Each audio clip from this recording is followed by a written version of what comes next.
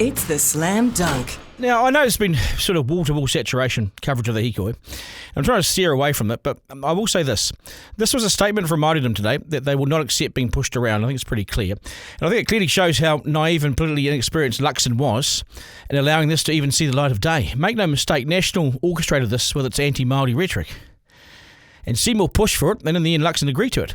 But to select committee only, you've got to remember, folks, this will not become law. But I think those crucial facts have been lost in translation somehow. And so the government misjudged the depth of feeling against not just Seymour's bill, but the other moves it's made against Māori. But please remember, this bill is not going to become law. I wonder how many in the crowd actually knew that today. It's had an aggressive and impatient and dismissive tone towards Māoridom, and it struck the wrong chord. National is a less tolerant party than the one that John Key led. And Te Pāti Māori are full-time activists who play out for the crowd. They used to be good at politics. Now they're activists. Luxon also may forget these hard-earned inch-by-inch gains that his government is dismantling. But again, I remind you, the principles of the treaty will not change. But Māori will hear what they want to hear, and the Hīkoi has been and gone. Once again, Luxon is out of the country during this historic moment. I firmly believe his lack of time here in New Zealand has affected his views on just how important Māori take this stuff and how they cling to the treaty as a form of insurance or security. Now, by giving Seymour a chance to table his treaty principles bill, it's opened the door to this race debate, and it pits Māori against non-Māori. Now, Seymour may have no issue with that, but Luxon can't afford to be buying these fights in year one of his Prime Ministership. It's ugly. And it's disrespectful, and it's a turn-off, and New Zealand does not do well when we're divided. The turn-out is a message to Wellington. Over our dead body will that bill pass, and it's clearly a pushback at this government's approach to wider Māori issues, and Seymour's bill is part of that. But I stand by my earlier comments. It's not going to see the light of day.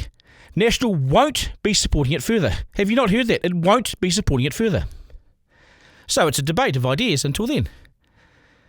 And here's my one question. What is it that Māori want? I get it that they're restless and unhappy, so can someone please outline for me what success looks like? What do you want? Please tell me. Or do you not know? Is it a protest for the sake of it? Is it a stunt? I don't believe it is. Is it a membership drive for the Māori Party?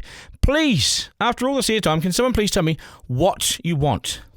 Now, Hīkoi organisers have said, let's not forget today, and let's use today as momentum. For what? We can't go back to 1840.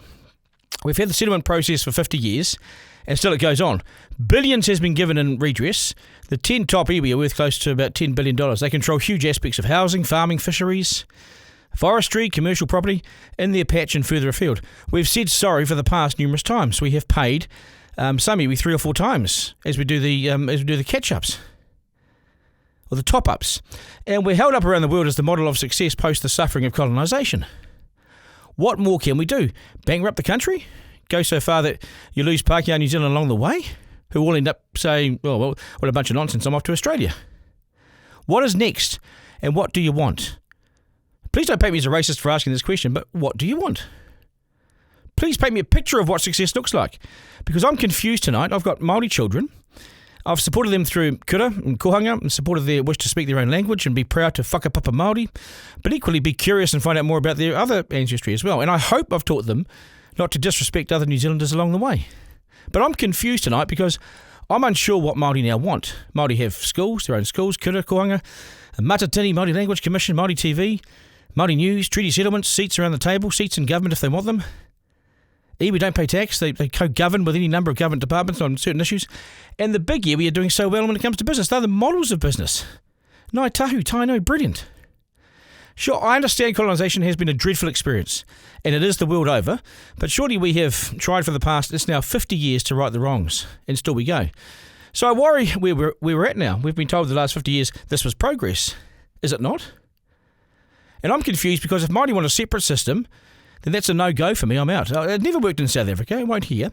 Living amongst and with each other is the only answer, and respecting our differences and embracing them is surely the only way to go. But we've got to get this right somehow. Duncan, Garner, live.